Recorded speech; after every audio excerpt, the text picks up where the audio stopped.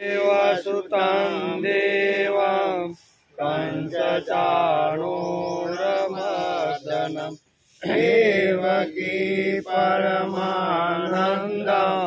कृष्णं वन्दे जगद्गुरु।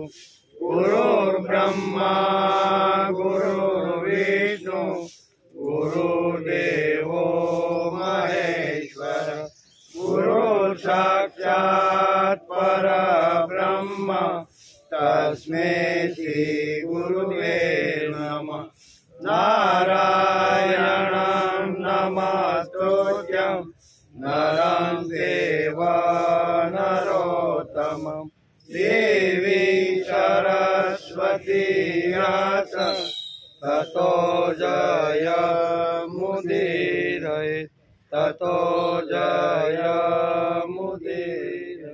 जय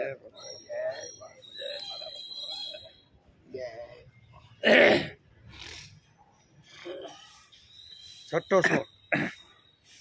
गुणाकरं सुखाकरं कृपाकरं कृपापरं सुरद्विषनिकण्डनं नमामि गोपनन्दनं नवीन गोपनागरं नवीन केलिलं पटं नमामि मेघसुन्दरं तडित्प्रभालसत्पटम्। गुणाकरम सुखाकरम कृपाकरम कृपापरम सुरद्विषनिकंदनम नमामि गोपनंदनम। गुणोना भंडार, गुणाकर एटले भगवान केवा गुणोना भंडार, सुखाकरम एटले सुखना भंडार, कृपाकरम एटले कृपा आपवाना पण भंडार एम, अने कृपापरम एटले એટલે કૃપા નિદાન કૃપાળુ ગોપાળ જે દેવના શત્રુઓનો નાશ કરનાર છે તેમને હું વારંવાર ભજું છું। નમામિ ગોપનંદનમ નવીન ગોપનાગરમ નવીન કેલી લંપટમ નમામિ મેઘ સુંદરમ તડિત પ્રભાલ સત્પટમ। જે નિત્ય નૂતન છે, ભગવાન કેવા જ્યારે જો ત્યારે નિત્ય નૂતન। પછી લીલા કરનાર, કોઈ પ્રકારની લીલા હોય તો એ શું કહેવાય, સ્ત્રીનું રૂપ પણ ધારણ કરી અને દૈત્યોને પણ મોહિત કરી નાખે, આ નિત્ય નૂતન લીલા કરનારા। મેઘશ્યામ નટવર નાગર ગોપાળ વીજળીની જેવી આભાવાળા અતિ સુંદર પીતાંબર ધારણ કરવાવાળા ભગવાન શ્રી કૃષ્ણને હું નમસ્કાર કરું છું। આમ આદ્ય ગુરુ શંકરાચાર્ય પોતાના સ્તોત્રમાં લખે છે। आज आपणे श्रीमद भागवत शुरू करी 152मो दिवस, बराबर ने। शुक्रवारे आपणे स्कंद 8 अने अध्याय 22 अने 23 बे अध्याय ने आपणे नमस्कार कर्या। एमां कई कई वातो हती तो के बलिए करेली भगवाननी स्तुति अने भगवाननुं तेमना पर प्रसन्न थवुं। हे प्रभु, मारा दादा प्रहलादनी कीर्ति समग्र विश्व में प्रसिद्ध है। तेओ आपना भक्तों में श्रेष्ठ मनाया से। आम बलिए बे हाथ जोड़ीने भगवान ने स्तुति करी। प्रहलादजीए करेल स्तुति पछी प्रहलाद त्यां आव्या एमणे पण स्तुति करी। पछी विंध्यवली एटले अहींया बलिना पत्नी पण आव्या, एमणे पण बे हाथ जोड़ीने भगवाननी स्तुति करी। ब्रह्माजीए करेल अलग अलग स्तुतिनुं वर्णन आ 22मा अध्यायमां आपणे जोयुं। अलग अलग स्तुतिओ बधी हती। बलिने सुतल लोकमां रहेवानी व्यवस्था अने भगवान पोते त्यां द्वारपाल रहेवानुं नक्की करी दीधुं एम के हूँ तमने अत्यारे सुतलनी अंदर मोकली आपूं छुं अने तमारा द्वारपालनुं काम हूँ करीने तमारुं रक्षण पण करीश, एनो पण विचार कर्यो। शारीरिक मानसिक तेमज थाक निंद्रा बाह्य के शारीरिक शत्रुओनो तमने कोई भय रहेशे नहीं, कारण के द्वारपाल ज हूँ छुं એટલે તમને શારીરિક પ્રોબ્લેમ નહીં થાય, માનસિક નહીં થાય અને કોઈ શત્રુઓ તમારા આવી રીતના સુતલ ઉપર કોઈ શું કહેવાય કોઈ આવી રીતનું કરશે નહીં। પછી 23મા અધ્યાયમાં બલિનું બંધનમાંથી મુક્ત થવું। આપણે છેલ્લે જોતા હતા કે બલિ બંધનમાંથી મુક્ત થયો। બલિએ 2 શ્લોકની અંદર ભગવાનની સ્તુતિ કરી। પ્રહલાદજી કહે છે કે પ્રભુ આપનો આ કૃપા પ્રસાદ તો બ્રહ્માજી, લક્ષ્મીજી અને ભગવાન શંકરને પણ ક્યારેય મળ્યો નથી, તેવો અમને અસુરોને પણ તમે આપી દીધો છે. કૃપા પ્રસાદ, તમારી કૃપા થાય, તમે સામે ઊભા હોય એવો તો કોઈ ભાગ્યશાળીને જ આવી રીતનો પ્રસાદ મળે છે, એમ અત્યારે પ્રહલાદજી કહે છે. ભગવાને કહ્યું, પ્રહલાદ, તમારું કલ્યાણ થાવ, તમે પણ હવે બલિરાજાની સાથે સુતલ લોકની અંદર જાઓ. એમ સુખદેવજી મહારાજ કહે છે કે રાજા પરીક્ષિતને કહે છે કે તમે જે પ્રશ્ન કર્યો હતો 8મા સ્કંદમાં, અને અધ્યાય કેટલામાં હતો? 15માં. 15મા અધ્યાયમાં અહીંયા સુખદેવને કર્યો હતો. 15મા અધ્યાયમાં શું કર્યો હતો એનો ઉત્તર અત્યારે અહીંયા 23મા અધ્યાયની અંદર અહીંયા સુખદેવજી મહારાજ અહીંયા પરીક્ષિત રાજાને આપી જશે. સુખદેવજી મહારાજે રાજા પરીક્ષિતે જે પ્રશ્ન કર્યો હતો કે સ્વયં શ્રી હરિ સૌના સ્વામી છે, તો પછી રાજા બલિ પાસે એ માગવા માટે શા માટે આવ્યા? જે ઉત્પત્તિ, સ્થિતિ અને લય કરવાવાળા જે ભગવાન છે એ ભગવાન તો બધાને આપતા રહેલા છે, તો અહીં બલિ પાસે માગવા શા માટે આવ્યા હતા? આ કોનો પ્રશ્ન હતો? રાજા પરીક્ષિતનો પહેલો પ્રશ્ન. બીજો પ્રશ્ન હતો કે રાજા બલિને અહીંયા ભગવાને બંધનમાં શા માટે નાખ્યો હતો? આ બંને પ્રશ્નો જે 15મા અધ્યાયની અંદર જે પરીક્ષિત રાજાએ સુખદેવજી મહારાજને પૂછ્યા હતા, ત્યાં 23મા અધ્યાયના એન્ડની અંદર આ બધું સોલ્યુશન અત્યારે પરીક્ષિત રાજાને સુખદેવજી મહારાજે કરાવી દીધું. એનો આપણે વિચાર કર્યો. સુખદેવજી અને બલિને શા માટે બાંધ્યો હતો? આ જે તમે પ્રશ્ન પૂછ્યા હતા તેનો મેં તમને જવાબ આપી દીધો. સુખદેવજી મહારાજ રાજા પરીક્ષિતને કહે છે કે મેં કરેલી લીલાથી સાંભળવાવાળા ઓ તમામ પાપોમાંથી મુક્ત થઈ જાય. મેં ભગવાનની જે કાંઈ લીલાઓ કરી, બરાબર ને, 8મા સ્કંદથી શરૂઆત કરી અને અહીંયા 23મા અધ્યાય સુધી જે કાંઈ લીલાઓ કરી, એ લીલાઓ સાંભળી અને અહીંયા બધા જ પાપોમાંથી મુક્ત થઈ જાય છે. ભગવાનની લીલાઓ અનંત છે, તેમનો મહિમા અપાર છે. વેદોમાં તેનું ગાન વારંવાર આવે છે. તે લીલાઓ કથાઓ સાંભળનાર અને સંભળાવનાર બંનેનું કલ્યાણ થશે. આમ છેલ્લા શ્લોકમાં 23મા અધ્યાયના છેલ્લા શ્લોકની અંદર અત્યારે વેદ વ્યાસે લખ્યું છે, અને અત્યારે અહીંયા સુખદેવજી મહારાજ રાજા પરીક્ષિતને આ વાત કહીને 23મા અધ્યાયને આપણે નમસ્કાર કર્યા. આજે આપણે છેલ્લો અધ્યાય સ્કંદ 8 અને અધ્યાય છેલ્લો, પછી આવતીકાલથી આપણે 9મા સ્કંદમાં પ્રવેશ કરવાનો છે.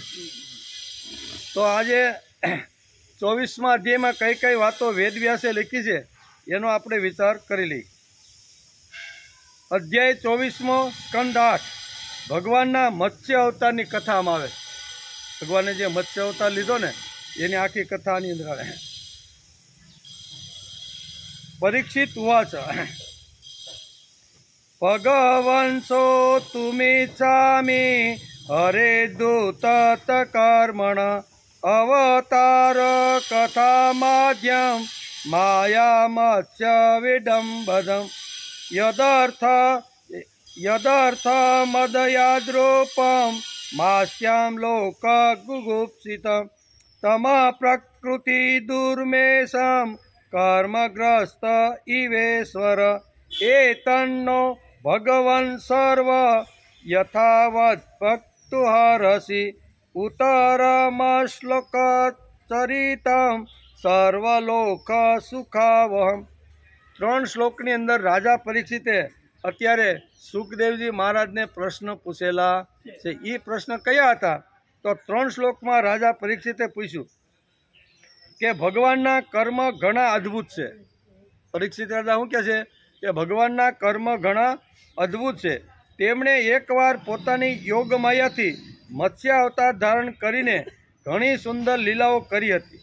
હું તેમના તે આદિ અવતારની કથા સાંભળવા માગું છું. કારણ કે ભગવાન કેવા છે? અદ્ભુત. એ ગમે ત્યારે ગમે રીતની આવી રીતની લીલાઓ કરતા રહેલા છે. તેથી મત્સ્ય અવતાર ધારણ કરી અને સુંદર મજાની જે આ લીલા કરી હતી એ લીલા હું તમારી પાસેથી સાંભળવા માગું છું. પહેલી વાત આ. બીજું, હે ભગવાન, મત્સ્યોની લોક નિંદય છે. કેવી? માછલી તો નિંદનની છે ને એ કાંઈ પૂજનીય નથી એમ. એટલે અહીંયા કોને પ્રશ્ન થયો? પરીક્ષિતને, કે હે ભગવાન, મત્સ્ય યોની લોક નિંદય છે અને વળી તે તમોગુણી છે તથા અસહ્ય પરતંત્રાથી મુક્ત પણ છે, તો પોતે સર્વશક્તિમાન હોવા છતાં પણ ભગવાને કર્મ બંધનમાં પડેલા જીવની જેમ આ મત્સ્ય અવતાર શા માટે ધારણ કર્યો? બીજો પ્રશ્નનો હતો કે મત્સ્ય અવતાર શા માટે ધારણ કર્યો? મત્સ્ય અવતાર એ તો નિંદનીય છે, તો આવો અવતાર ભગવાનને લેવાની જરૂર શા માટે પડી? આ બીજો પ્રશ્ન. ત્રીજો, કે હે ભગવાન, મહાત્માઓના કીર્તનીય ભગવાનનું ચરિત્ર સમસ્ત પ્રાણીઓને સુખ આપનારું છે, તો કૃપા કરીને તમે ભગવાનની તે સઘળી લીલા અમારી આગળ સંપૂર્ણપણે વર્ણવી અને અમને સંભળાવો. બરોબર ને? સંપૂર્ણ ત્રણ પ્રશ્ન હતા. એ ત્રણ પ્રશ્ન અત્યારે રાજા પરીક્ષિત અત્યારે સુખદેવજી મહારાજને પૂછ્યા છે કે મત્સ્ય અવતાર લેવાની જરૂર શા માટે પડી? મત્સ્ય અવતાર તો નિંદનીય છે, બરોબર, એ એટલો નથી, પણ છતાંય આવી રીતનો મત્સ્ય અવતાર લઈ અને આપણે શું સંદેશો આપવા ભગવાન આ અવતાર લેશે? આ પ્રશ્નો જે હતા એનો અહીંયા સૂતજી કહે છે. હવે ક્યાં જવાનું આપણે? નૈમિષારણ્ય. 88,000 ઋષિઓ જ્યાં કથા સાંભળવા માટે 12 વર્ષની તપસ્યા અથવા વ્રત લઈને બેઠા છે. કેટલા વર્ષ? 12 વર્ષ સુધી 88,000 ઋષિઓ નૈમિષારણ્યમાં આવ્યા અને અંદર વાતો કરતા હતા. ત્યાં સૂતદેવજી પધાર્યા. કેવા? સૂતદેવજી પધાર્યા એટલે બધા ઋષિઓ આનંદમાં આવી ગયા કે આ કોઈ જગ્યાએથી આ મહાત્મા ક્યાંકથી આવતા હોય એવું લાગે છે. એટલે મહાત્મા બેઠા, એની પાસે વાતો કરી અને કીધું તમે ક્યાંથી આવો છો? તો કે ગંગા મૈયાના પવિત્ર કિનારા ઉપરથી, જ્યાં સુખદેવજી મહારાજે રાજા પરીક્ષિતને જે 7 દિવસ સુધીની જે ભાગવત કીધી અને રાજા પરીક્ષિત જે મુક્ત થયો એની કથા મેં અહીંયા સુખદેવજી પાસેથી સાંભળીને હું આવું છું. તો બહુ સારું કર્યું, અમારે જે જોતું હતું એ જ મળી ગયું. તમે પણ જે સાંભળ્યું છે ગંગા મૈયાના પવિત્ર કિનારા ઉપર સુખદેવજીના મુખારમાંથી જે વાણી, પવિત્ર વાણી નીકળી, તો એ પવિત્ર વાણીનું રસાપાન તમે અમને કરાવો. આવો પ્રશ્ન ઋષિઓએ અહીંયા સૂત, તમે જો જાણવા જિજ્ઞાસા વૃત્તિથી જાણવાની ઈચ્છા રાખો તો આપણે કાંઈ વાંધો નહીં, આપણે આ જ ધંધો કરવાનો છે. ભગવાનની લીલા, ભગવાનના ગુણગાન સિવાય આપણે બીજું કાંઈ કરવાનું નથી. તેથી જે સાંભળેલું હતું, જે બુદ્ધિમાં ઉતર્યું હતું, જે યાદ રહ્યું હતું, એની કથા અહીંયા નૈમિષારણ્યની અંદર સૂતજી મહારાજ ઋષિઓની સામે કરે છે. એટલે સૂતજી કહે છે, શું કે? સૂતજી કહે છે કે હે સૌનક વગેરે ઋષિજનો, જ્યારે રાજા પરીક્ષિતે ભગવાન સુખદેવજીને આ પ્રશ્ન કર્યો, હું ત્યાં હતો, રાજા પરીક્ષિતે ભગવાન સુખદેવજીને આ પ્રશ્ન કર્યો ત્યારે તેમણે ભગવાન શ્રી વિષ્ણુનું તેમણે મત્સ્ય અવતાર ધારણ કરીને કર્યું હતું તે ચરિત્ર એમણે જે કીધું અને મેં જે સાંભળ્યું, મને જેટલું યાદ રહ્યું એ જ વર્ણન હું તમને કરું છું. અહીંયા સૂતજી પણ એમ કહેતા નથી કે ના ના, મારા સ્વતંત્ર વિચારો હું તમને કહું છું, મેં જે સાંભળેલું છે એ જ વાત હું તમને કહું છું. આપણે ઘણીવાર કહીએ ને કે સામેના માણસની અંદર કોઈ વિચાર જો આપણે સ્થિર કરવાનો હોય ને તો મેં કીધું છે, મારું છે એમ બોલવાની જરૂર નથી. હું આ જગ્યાએ ગયો તો અને ત્યાં એ સભાની અંદર મેં આ વાત સાંભળી, એ જ પ્રશ્ન તમે પૂછ્યો છે તો એ હું તમને જવાબ, તો સામેના માણસમાં આની અસર થાય છે. તેથી સૂતજી ઘણું બધું જાણતા હતા, પણ સૂતજીએ કીધું કે ગંગા મૈયાના પવિત્ર કિનારા ઉપર જે સુખદેવજી મહારાજે રાજા પરીક્ષિતે જે પ્રશ્ન કર્યો હતો એવો જ પ્રશ્ન તમે કરો છો, તો એ જે વાત મેં સાંભળી છે એ જ વાત હું તમને કહું છું. આમ કરી અને અહીંયા મત્સ્ય અવતારની જે વાત સાંભળી હતી એ અત્યારે સૂતજી સૌનક ઋષિઓની સામે આ વર્ણન કરે છે. સુખદેવજી કહે છે કે હે રાજા પરીક્ષિત, આમ તો ભગવાન સૌના એકમાત્ર પ્રભુ છે. આ જે કથા જે મેં સાંભળી એમાં હું સાંભળ્યું હતું, તો આ બધી વાતો છે. હે રાજા પરીક્ષિત, આમ તો ભગવાન સૌના એકમાત્ર પ્રભુ છે, તો પણ તેઓ ગૌ બ્રાહ્મણ, દેવો, સાધુઓ, વેદો, ધર્મ અને અર્થના રક્ષણ માટે શરીર ધારણ કરે છે આમ તો બધાના પ્રભુ છે, કેવા એકના નથી, માનવ માત્ર પછી જીવ માત્ર ગમે તે હોય 84 લાખ યોનિમાં એ બધાના જ એ પ્રભુ છે. પણ અહીંયા કહે છે કે તમે મને પ્રશ્ન જે પૂછ્યો છે એનો હું તમને જવાબ આપું છું. વાયુ જે રીતે સર્વત્ર વિચરણ કરે છે પરંતુ તે ગુણ દોષથી દૂષિત થતો નથી, તેમજ સર્વશક્તિમાન પ્રભુ ઊંચા નીચા નાના મોટા બધા પ્રાણીઓના અંતર્યામી રૂપે બિરાજમાન છે. તેઓ તેમના બુદ્ધિગત ગુણ દોષોથી અસંગત રહે છે, કારણ કે તેઓ નિર્ગુણ નિરાકાર છે. આમ અત્યારે સુખદેવજી મહારાજ અત્યારે રાજા પરીક્ષિતને જે વાત કરી હતી એ જ વાત હું તમને સંભળાવું છું. એમ કરી અને સૂતજી સૌનક સામે આ બધું વર્ણન કરે છે. ભગવાન સર્વ શક્તિમાન છે, કેવા છે? ધારે તે કરી શકે એવી તાકાત છે. અહીંયા વાયુનું ઉદાહરણ આપીને વેદવ્યાસ લખે છે કે વાયુ સર્વત્ર રહેલો છે, પછી વાયુ જેના ઉપરથી પસાર થાય એ સુગંધ લઈને આગળ વધે છે. ગટર ઉપરથી જો વાયુ પસાર થતો હોય તો આપણે ઘણીવાર કહીએ ને આગળ ક્યાંક ગટર લાગે છે, બરાબર, પણ એ જ વાયુ કોઈ મોટી ફેક્ટરી ઉપરથી પસાર થતો હોય અને અંકલેશ્વરમાં આપણે નીકળ્યા હોય એટલે આપણે સીધી ખબર પડી જાય કે અંકલેશ્વર, કારણ કે વાયુ ત્યાંથી પસાર, જેવું ત્યાં વાતાવરણ હોય એ વાતાવરણ ઉપરથી વાયુ પસાર થાય તો વાયુ પોતાની સુગંધ લઈને આગળ વધે છે. પછી કોઈ બગીચાની અંદરથી જો વાયુ આવતો હોય તો આપને સરસ મજાની સુગંધ આવે, અને ગટર ઉપરથી આવતો હોય તો આપને દુર્ગંધ આવે. અને અહીં વાયુનું ઉદાહરણ આપે છે. ભગવાન કેવા છે? ભગવાન સર્વત્ર છે, બધાની અંદર રહેલા છે. સૂર્યનું તેજ તે ભગવાનનું છે, અને નાનો એવો પતંગિયો રાત્રે જે ટમટમ કરીને જે નાનો દીવો જે એના શરીરમાંથી જે પ્રગટ કરે છે એ પતંગિયાનું તેજ પણ ભગવાનનું તેજ છે. અને સૂર્યની અંદર અબજો કરોડ કેન્ડલ શક્તિ જે ભગવાને જે મૂકી છે એ પણ ભગવાનનું રૂપ છે. બંનેમાં શક્તિ ભગવાનની જ છે, એમ અહીંયા અત્યારે બહુ સરસ રીતે સમજાવશે. અને ભગવાન બંનેમાં ભગવાન શક્તિમાન છે, તેથી ભગવાન નિર્ગુણ અને નિરાકાર છે. હે રાજન, પાછલા કલ્પના અંતમાં બ્રહ્માજીના શયનને કારણે એટલે કે બ્રાહ્મ નામનો નૈમિતિક પ્રલય થયો હતો. તે સમયે ભૂલોક વગેરે તમામ લોક સમુદ્રમાં ડૂબી ગયા હતા. એટલે આ કથા જે આખી છે એ અત્યારે પરીક્ષિત રાજાને સમજાવી હતી. એ સૂતજી કહે છે કે સમુદ્રમાં ડૂબી ગયા હતા. પ્રલયકાળ આવી જવાથી બ્રહ્માજીને ઊંઘ આવી રહી હતી. તેઓ શયન કરવા ઈચ્છતા હતા. તે સમયે તેમના મુખેથી વેદ નીકળી પડ્યા, અને તેમની પાસે જ રહેતા હયગ્રી નામના બળવાન દૈત્યે તેમને યોગ બળથી ચોરી લીધા.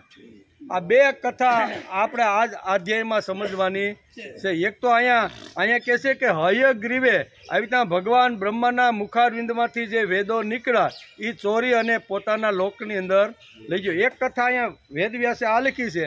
અને બીજું મત્સ્ય અવતાર ભગવાનને શા માટે ધારણ કરવો પડ્યો, આ બે વાતો, બે પ્રસંગો આ અધ્યાયની અંદર છે. એટલે કે જે રીતે પ્રલય થવાનો હતો, બરાબર ને, એટલે કે નૈમિતિક કાળના અંતમાં જે પ્રલય થવાનો હતો, બ્રહ્માજીએ આ બધું જોયું અને થાક્યા, એટલે કે હવે થોડીક વાર ઊંઘી લો. ઊંઘવા માટે પ્રયત્ન કર્યો, મુખારવિંદમાંથી વેદો નીકળ્યા. હયગ્રી નામનો જે અસુર હતો તે આ વેદોને ચોરીને લઈ ગયો. એટલે કે તે આ ચોરીને લઈ ગયો. તેમના જ જવાથી બ્રહ્માજીને ઊંઘ આવી રહી હતી. તેઓ શયન કરવા ઈચ્છતા હતા. તે સમયે તેમના મુખેથી વેદ નીકળી પડ્યા, અને તેમની પાસે જ રહેતા હયગ્રી નાના બળવાન દૈત્યે તેમને યોગ બળથી ચોરી લીધા. સર્વશક્તિમાન ભગવાન શ્રી હરિએ દાનવરાજ હયગ્રીવની આ ચેષ્ટા જાણી લીધી. તેથી તેમણે મત્સ્ય અવતાર લીધો. આવી રીતનો મત્સ્ય અવતાર લેવાનો શા માટે જરૂર પડી? મત્સ્ય અવતાર તો માછલી તો નિંદનીય છે, બરોબર, લોકોના ખોરાક તરીકે પણ વપરાય છે. આવી રીતની જે માછલી છે એ માછલીના રૂપની અંદર ભગવાને અવતાર શા માટે લીધો? અહીંયા અવતાર લેવાનું આ કારણ અત્યારે સૂતજી અત્યારે સૌનક મુનિને સંભળાવી રહ્યા છે. અને પરીક્ષિત રાજાને અત્યારે અહીંયા સુખદેવજી મહારાજ કહે છે કે આ અવતાર લેવાનું કારણ આ એકવાર બ્રહ્માના મુખારવિંદમાંથી હયગ્રીમ નામનો દૈત્ય રાક્ષસ આ જે ચોરી ગયો હતો, એ ચોરાયેલા જે વેદો છે એ પાછા લાવવા માટે ભગવાને મત્સ્ય અવતાર રૂપ ધારણ કર્યું. 2 કથા અહીંયા છે. વામન અવતારને આપણે શુક્રવારે નમસ્કાર કર્યા. આ 8મા સ્કંદમાં સમુદ્ર મંથન અને વામન અવતારની કથા છે. ત્યારબાદ 8મા સ્કંદમાં મત્સ્ય અવતારની કથા આવે છે, બરોબર ને? એટલે આ કથા અત્યારે આપણે જે કહી છે એ મત્સ્ય અવતારની કથા આવે છે. મત્સ્ય અવતારે સત્ય વ્રત મનુને સાર્વત્રિક પ્રલય થવાનો છે તેની સૂચના પણ આપી દીધી હતી, બરોબર. આ બધી કથાઓ આ જે મત્સ્ય અવતારની છે એ આની અંદર આવે છે. હે રાજા પરીક્ષિત, તે સમયે સત્યવ્રત નામના એક મહાન ઉદાર અને ભગવત પરાયણ રાજર્ષિ માત્ર પાણી પીને તપ કરી રહ્યા હતા. જે વખતે આવી રીતનો નૈમિતિક પ્રલય થયો, બરોબર ને? નૈમિતિક પ્રલય થયો અને બ્રહ્માજીએ જોયું કે પ્રલય થઈ ગયો છે, આટલું બધું મોટું કામ થયું છે, ઊંઘ આવે છે, તો હવે હું ઊંઘી જાઉં. તો આ નૈમિતિક પ્રલયની અંદર આવી રીતની એક ઘટના ઘટી છે એમ વેદવ્યાસ લખે છે કે હે રાજા પરીક્ષિત, તે સમયે સત્યવ્રત નામના એક મહાન ઉદાર અને ભગવત પરાયણ રાજશ્રી માત્ર પાણી પીને તપ કરી રહ્યા હતા. કેવા? કોઈ વસ્તુ બીજું આહાર બીજો કોઈ લેતા નહીં, પાણી ઉપર આખી જિંદગી જીવે. તે જ સત્યવ્રત વર્તમાન મહાકાલમાં વૈવસ્વત સૂર્યના પુત્ર શ્રાદ્ધદેવના નામે વિખ્યાત છે અને ભગવાને તેમને વૈવસ્વ મનુ પણ બનાવ્યા. એટલે મનુના નામે પ્રખ્યાત છે. આ બધા નામો એના કોના છે? મનુના. એટલે કે આવી રીતના સત્યવ્રત વર્તમાન મહાકાલમાં વિવાસવન સૂર્યના પુત્ર શ્રદ્ધાદેવના નામે વિખ્યાત થયા હતા અને ભગવાને તેમને વૈવસ્વ મનુ બનાવ્યા હતા. આવા વૈવસ્વ મનુ જે છે એ પાણી ઉપર જીવન જીવતા હતા.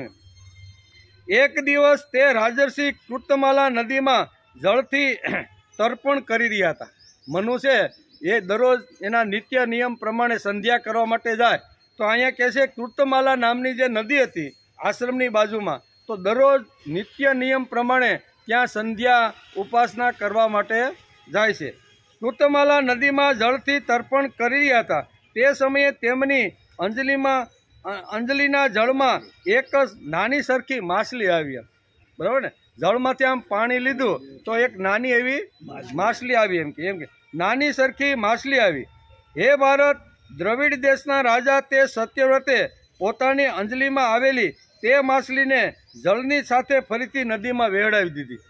જેમ માછલી આવી એને જોયું કે મેં અહીંયા તર્પણ કરવા માટે આ જળ લીધું છે તો એમાં મચ્છી પણ આવેલી છે, એટલે એને જળની અંદર છોડી દીધી.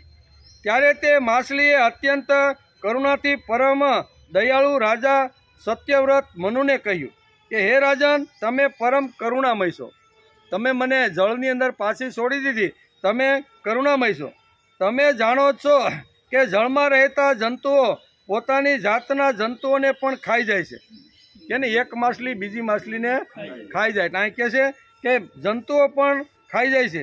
હું તેમના ભયથી આકુળ વ્યાકુળ થઈ ગઈ છું અને મને કોઈ ખાઈ ન જાય, બરાબર ને? એટલા માટે હું તમને 2 હાથ જોડીને પ્રાર્થના કરું છું. આમ માછલી અહીંયા મનુષ્ય વાણી બોલવા લાગી.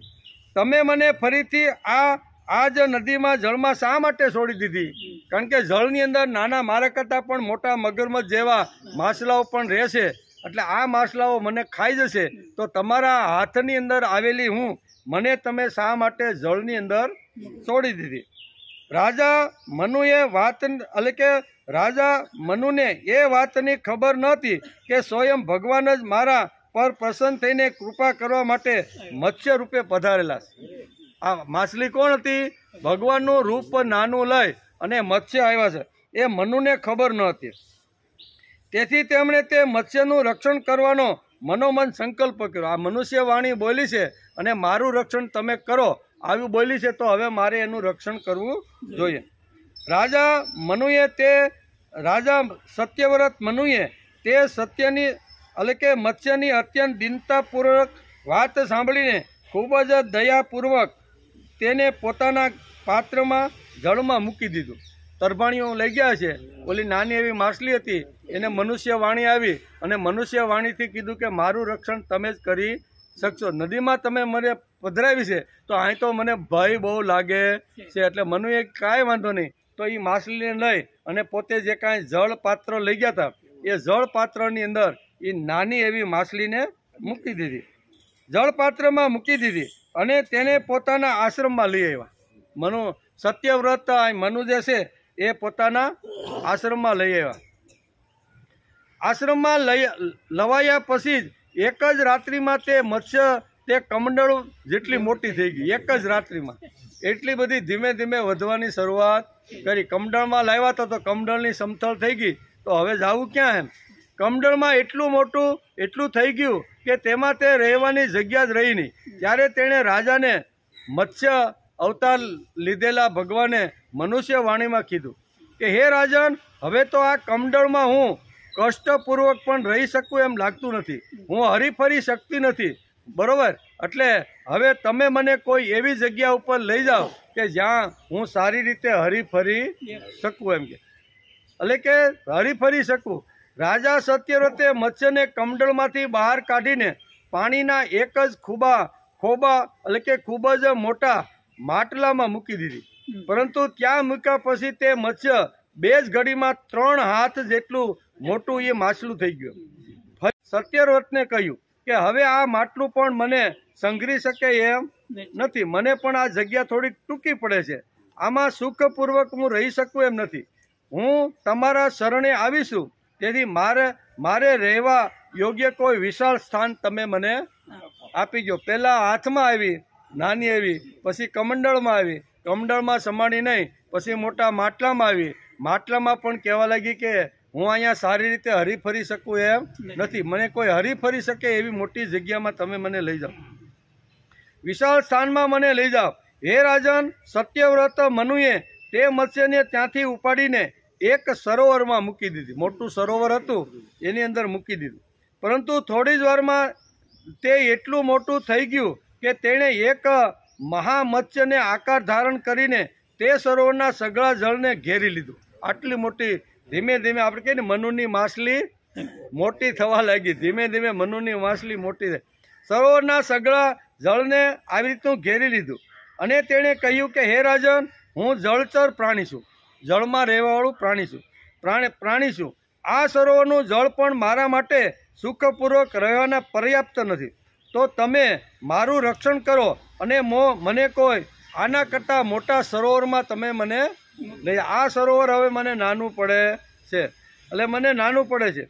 મત્સ્ય ભગવાનના આ પ્રમાણે કહેવાથી સત્યવ્રત મનુ તેમને એક પછી એક કેટલાય અપાર જળભર્યા સરોવરમાં લઈ ગયા. પરંતુ સરોવર જેટલું મોટું હોય તેટલા જ મોટા તેઓ બની જતા હતા. અંતે તેમણે તે લીલા મત્સ્યને સમુદ્રની અંદર છોડી. હવે આને રહેવા માટે બધા સરોવર ટૂંકા પડે છે. જ્યાં જ્યાં ગયા, મોટા સરોવરમાં ગયા, ત્યાં આ માછલી એટલી વધવા લાગી કે એ બધું ટૂંકું પડ્યું. ત્યારે અહીંયા મનુ ભગવાન કહે છે કે હવે આને એવી જગ્યાએ લઈ જાઓ, મૂકું કે જ્યાં એને સ્થળ ટૂંકું પડે નહીં. તેથી એ માછલીને અહીંયા સમુદ્રની અંદર છોડી દેશે. સમુદ્રમાં છોડતી વખતે મત્સ્ય ભગવાને સત્યવ્રત મનુને કહ્યું કે હે વીર, સમુદ્રમાં મોટા મોટા બળવાન મગર વગેરે રહે છે, તેઓ મને ભરકી જશે. તેથી તમે મને સમુદ્રના જળમાં ન છોડો એમ. શું કહે છે? આ મારા કરતાં પણ મોટા મોટા જીવજંતુઓ અત્યારે અહીંયા છે, એ મને ભરકી જશે. તેથી તમે મને આ સમુદ્રમાં ન છોડો. સમુદ્રમાં છોડતી વખતે મત્સ્ય ભગવાને સત્યવ્રતને કહ્યું કે હે વીર, સમુદ્રમાં મોટા મોટા બળવાન વગેરે મગરમચ્છો છે, તેઓ મને ભરકી જશે. તેથી તમે મને સમુદ્રના જળમાં ન છોડો. મત્સ્ય ભગવાનની આ મધુર વાણી સાંભળીને રાજા સત્યવ્રત મનુ મોહમુગ્ધ થઈ ગયા કે હવે શું કરવાનું? આ જળમાં આટલા મોટા સમુદ્રની અંદર મેં આને મૂકી છે તો તે પણ એમ કહેશે કે ત્યાં મને ભય ને ડર લાગે છે. હવે શું કરવાનું? મોહમુગ્ધ થઈ ગયા અને તેમણે કહ્યું, મત્સ્યનું રૂપ ધારણ કરીને મને મોહિત કરનાર તમે કોણ છો? તમે મને મોહિત કરી દીધો, તમે છો કોણ એમ? આ મારા હાથની અંદર જે આવી હતી ત્યાંથી આ સમુદ્રમાં લાવ્યો ત્યાં સુધીની જે આ બધી આ બધી શરીર વધવાનું તમે છો કોણ એમ આવો પ્રશ્ન માછલીને સમુદ્રમાં છોડતી વખતે અહીંયા મત્સ્યને રાજા અહીંયા સત્યવ્રત મનુએ પ્રશ્ન કર્યો છે, તમે કોણ છો?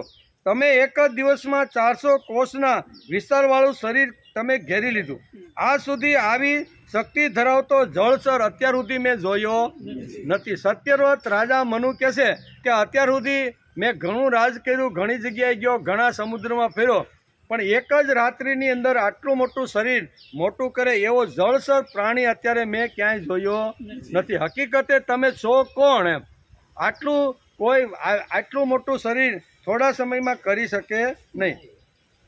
તમે એક જ દિવસમાં 400 કોષના વિસ્તારવાળું સરોવર ઘેરી લીધું. આજ સુધી આવી શક્તિ ધરાવતો જળચર જીવ નથી તો મેં ક્યારેય જોયો કે નથી તેની વિશે કંઈ સાંભળ્યું નથી, લખાણ ક્યાંય વાંચ્યું નથી અને જોયું પણ નથી કે આટલો મોટો વિસ્તારમાં આટલી મોટી માણસી આટલી ઝડપથી આ મત્સ્ય વધે એ મેં સાંભળ્યું પણ નથી. અવશ્ય આપ સાક્ષાત સર્વશક્તિમાન, સર્વ અંતર્યામી, અવિનાશી શ્રી હરિ હશો. જીવો પર અનુગ્રહ કૃપા કરુણ કરવા માટે જ આપે જળચરનું રૂપ ધારણ કર્યું હોય એવું મને લાગે છે. સત્યવ્રત મનો વિચારવા લાગ્યા કે અત્યાર સુધી આવું કાંઈ મેં વાંચ્યું નથી અને ક્યાંય આવું મારા જાણમાં પણ આવ્યું નથી. એટલે તમે કોણ છો? તમે તો ભગવાન આવી રીતના વિષ્ણુનું એટલે કે મત્સ્ય અવતાર રૂપ લઈને તમે તો આવ્યા. આવા અનેક પ્રકારના પ્રશ્ન અત્યારે સત્યવ્રત મનુ અહીંયા જળમાં છોડેલી માછલીને કહી રહ્યા છે. મનુ કહે છે કે હે પુરુષોત્તમ, આપ જગતની ઉત્પત્તિ, જગતની સ્થિતિ અને જગતના પ્રલયના સ્વામી હોય એવું મને લાગે છે. નહીતર એક જ રાત્રિમાં કોઈ દિવસ આટલું માછલું મોટું થાય નહીં એમ કે તમે આવી રીતના છે. તેથી આવા ભગવાનને હું નમસ્કાર કરું છું. હે પ્રભુ, શરણાગત ભક્તો માટે આપ જ આત્મા અને આશ્રય છો. જોકે આપના બધા જ લીલા અવતારો પ્રાણીઓના અભ્યુદય માટે થાય છે, તો પણ હું એ જાણવા ઈચ્છું છું કે આપે આ રૂપ શા માટે લીધું. અહીંયા મનુને પણ પ્રશ્ન થયો કે આવી રીતનું માછલું અત્યાર સુધી જોયું નથી. મત્સ્ય ઘણા જોયા, ઘણું વાંચ્યું છે, પણ કોઈ જગ્યાએ આટલા વિસ્તારથી આટલું ઝડપથી મત્સ્ય વધે એવું મેં ક્યાંય સાંભળ્યું નથી. તેથી આ કરુણાના સાગર ભગવાનને બે હાથ જોડીને કહેશે કે તમે ઉત્પત્તિ, સ્થિતિ અને લય કરવાવાળા છો, બરાબર? તો તમને આવી રીતના જે અવતાર લેવાની તમને જરૂર શા માટે પડી? અને અવતારો તો આ જગતમાં ઘણા બધા થયા છે, પણ તમે મત્સ્ય રૂપે તમે અવતાર શા માટે લીધો? કારણ કે આપણે શરૂઆત કરીએ ને તો શરૂઆતમાં આપણા જે 10 અવતાર છે એ 10 અવતારની અંદર પ્રથમ અવતાર કયો છે? મત્સ્યુ. એટલે એ ફક્ત પાણીની અંદર રહેવાવાળો જીવ એમ. એને જો બહાર કાઢીએ તો એ જીવ મૃત્યુ પામે. એટલે પહેલો અવતાર ભગવાને મત્સ્ય અવતાર જળની અંદર લીધો અને પછી ધીમે ધીમે ભગવાન આ વિકસન આપણે સમજાવે છે કે માણસનું, પૃથ્વીનું, સમાજનું ધીમે ધીમે વિકાસ કેવી રીતનો થાય છે એ 10 અવતાર આપણે સમજાવે છે. તો પહેલો મત્સ્ય અવતાર એ ફક્ત પાણીની અંદર જ રહે, બહાર કાઢો તો મત્સ્ય મરી જાય. પછી ભગવાને બીજો અવતાર લીધો, એ કૂર્મ અવતાર લીધો. કેવો? થોડોક વિકાસ. માછલી જે હતી ફક્ત પાણીમાં રહી શકે. કૂર્મ એટલે કે જે કાચબો જે છે એ કાચબો પાણીમાં પણ રહે અને પૃથ્વી પણ રહે. એટલે ધીમે ધીમે આ જે વિકાસ ક્રમ જે છે એ આ દશાવતારની અંદર શાસ્ત્રકારો આપણે સમજાવે છે કે ભગવાન તમે તો ઘણા બધા અવતારો લીધા છે. અહીંયા સત્યવ્રત મનુ ભગવાનને પ્રશ્ન કરે છે કે અસંખ્ય અવતારો લીધા છે, એમાં પ્રથમ તમે મત્સ્ય અવતાર લીધો, બીજો અવતાર તમે કૂર્મ અવતાર લીધો. આમ કરી અને ધીમે ધીમે પછી વરાહ અવતાર આવે છે. તો વરાહ અવતાર છે એ ફક્ત પૃથ્વી ઉપર જ રહી શકે. આમ કરતાં વિકસન કરતાં તમે 10 અવતાર આવી રીતના લીધા છે. તો હે ભગવાન, આ 10 અવતારમાંથી ઉત્કૃષ્ટ અવતાર ન લેતા તમે આ મત્સ્ય અવતાર શા માટે ધારણ કર્યો છે? આ પ્રશ્ન સત્યવ્રત અહીંયા રાજા મનુનો હતો. એટલે મનુ કહે છે કે આવો અવતાર લેવાનું તમને શા માટે સૂઝ્યું? આપે અત્યારે જે રૂપ ધારણ કરીને અમને દર્શન આપ્યું છે તે ઘણું અદ્ભુત છે. કેવું? તમે અત્યારે મત્સ્ય રૂપે તમે મને જે આપ્યું છે એ ઘણું અદ્ભુત છે. હે કમલનયન પ્રભુ, શરીર વગેરે અનાત્મા પદાર્થોના પોતાપણાના અભિમાન કરનાર સંસારી મનુષ્યનો આશ્રય વ્યર્થ થાય છે. મનુષ્યએ લીધેલું આપણા ચરણોનું શરણ વ્યર્થ થઈ શકતું નથી, કારણ કે આપ સૌના નિર્હેતુક પ્રેમી, પરમ પ્રિયતમ અને આત્મા છો. આપે જ્યારે જે રૂપ ધારણ કરીને અમને દર્શન આપ્યું છે એ જ ખરું, એ જ ઘણું જ અદ્ભુત છે. આવો અવતાર અત્યાર સુધીમાં અમે જોયો નથી. આવું અત્યારે સત્યવ્રત મનુ અહીંયા જળમાં છોડેલી માછલી, અને માછલીએ મનુષ્ય વાણી જ્યારે કીધું કે હવે મને અહીંયા સમુદ્રની અંદર પણ ભય લાગે છે, મારા કરતાં પણ મોટા વિશેષ પ્રાણીઓ, જળચર પ્રાણીઓ આમાં રહેતા છે, તેથી મને ડર લાગે છે. ત્યારે મનુને ખબર પડી કે આ તો કંઈક જુદું રૂપ છે. તેથી બે હાથ જોડીને કહેશે કે ભગવાન, તમે આવું રૂપ શા માટે ધારણ કર્યું? સુખદેવજી કહે છે કે હે રાજા પરીક્ષિત, ભગવાન પોતાના અનન્ય પ્રેમી ભક્તોને અત્યંત પ્રેમ કરે છે. જ્યારે જગતના સ્વામી મત્સ્ય ભગવાને પોતાના પ્રિય ભક્ત રાજર્ષિ સત્યવ્રત મનુની પ્રાર્થના સાંભળી, ત્યારે તેમનું પ્રિય અને હિત કરવા માટે તથા સાથે કલ્પના અંતના પ્રલય કાલીન સમુદ્રમાં વિહાર કરવા માટે તેમને આ પ્રમાણે ભગવાને કીધું. ભગવાને સાથે જ્યારે સંવાદ થયો મત્સ્ય અવતાર રૂપે, ત્યારે ભગવાને શું કહે છે? ભગવાને કહ્યું કે હે પરંતપ, હે સત્યવ્રત મનુ, આજથી 7મા દિવસે ભૂલોક વગેરે 3 લોક પ્રલયના સમૂહમાં ડૂબી જશે. સમય પણ એને આપી દીધો. આપણે એમ થાય કે આજે ઘણા જે આગાહી કરે ને, વરસાદ આવશે, ઠંડી પડશે, વાવાઝોડું આવશે, આપણે ઘણીવાર આપણે પેપરમાં વાંચતા હોઈએ છીએ, ટીવી પર જોતા હોઈએ છીએ, બરાબર? એ બધું આખું વાતાવરણ ઉપરથી આપણે અનુમાન કરતા હોઈએ છીએ કે આવી રીતનું થાય છે. આ તો હજારો વર્ષ કોઈ માનવ સૃષ્ટિમાં કોઈ જગ્યાએ કાંઈ રહેવાનો નથી. એવું અત્યારે આ માછલી સમુદ્રમાં જતા એને સત્યવ્રત મનુને આ પ્રમાણે વાત કરી કે હે પરંતપ સત્યવ્રત મનુ, આજથી 7મા દિવસે ભૂલોક વગેરે 3 લોક પ્રલયના સમુદ્રમાં ડૂબી જશે. તે સમયે 3 લોક જ્યારે પ્રલયકાલીન જળ રાશિમાં ડૂબવા લાગશે, ત્યારે મારી પ્રેરણાથી તમારી પાસે એક ઘણી મોટી વિશાળ નૌકા આવશે. તમે મને જીવતદાન આપ્યું છે. તમારા હાથની અંદર જ્યારે તમે જે વખતે સંધ્યા કરવા માટે બેઠા, અને તમારા હાથની અંદર જ્યારે નાની એવી હું હતી, ત્યાંથી સમુદ્ર સુધી પહોંચાડવાનું તમે મને જીવતદાન આપ્યું છે. તો જેણે મને જીવતદાન આપ્યું છે, તો એને માટે મારે કંઈક કરવું જોઈએ, આવું મત્સ્યને લાગ્યું. તેથી ભવિષ્યવાણી કરતા કહે છે કે બધા જ લોકો એ કાળની અંદર આવી રીતનો પ્રલય થશે, આખી પૃથ્વી ડૂબી જશે, અને ડૂબતી રહેલી જે પૃથ્વી છે એના વચ્ચે એક સુંદર મજાની એક નૌકા આવશે, અને એ નૌકાની અંદર તમારે બેસી જવાનું. એની અંદર 7 ઋષિઓ જે છે એ 7 ઋષિઓને બેસાડવાના, બિયારણ તમારે લઈ લેવાનું, અને જે કાંઈ વેદો ભગવાનના મુખારવિંદમાંથી નીકળ્યા છે એ વેદો વાંગમય આ વસ્તુ લઈને તમારે નૌકામાં બેસી જવાનું. નૌકામાં તમે બેસો, પાણી ધીમે ધીમે હિમાલયની ટોચ ઉપર જ્યારે જવા લાગશે, ત્યારે હું તમને માછલીના રૂપમાં આવીને તમારી નૌકાને હિમાલયની ટોચ ઉપર મારા મુખમાંથી ખેંચીને, આ બધી જ વાતો મત્સ્ય અત્યારે અહીંયા સત્યવ્રત મનુને આ પ્રમાણે ભવિષ્યવાણી ભાકીને કહી રહ્યા છે. મત્સ્ય અવતારે સત્યવ્રત મનુને બચાવ્યો છે. એવી કથા ભાગવતના 8મા સ્કંદમાં અંતમાં વેદવ્યાસે લખી છે. વૈદિક કાળમાં મત્સ્ય અવતારે સત્યવ્રત મનુને સંભાળ્યો છે, એવી કથા છે.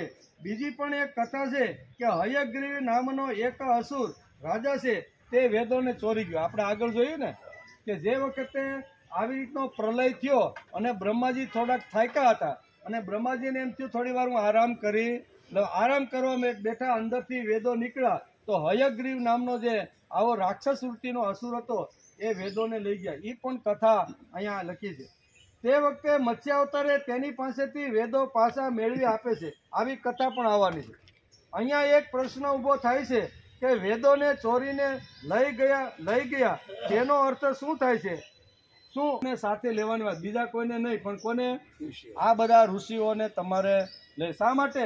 કે ઋષિની લાંબી દ્રષ્ટિ હોય છે. 1, 2 કે 5, 25 વર્ષની નહીં, હજારો વર્ષ પછી પણ આ માણસ ક્યાં કેવી રીતનો જઈ શકે છે એની લાંબી દ્રષ્ટિ ઋષિઓ ધરાવતા હોય છે. તેથી આવી રીતના જે ઋષિઓ છે એને તમે સાથે લઈ જાઓ. એટલે કે શરીરને લઈને સપ્તર્ષિઓ સહિત તે નાવ પર ચડી જજો અને સઘળા ધાન્ય તથા નાના મોટા અન્ય પ્રકારના બીજ તમારી પાસે બીજને પણ લઈ જવાના છે, રાખી દેજો.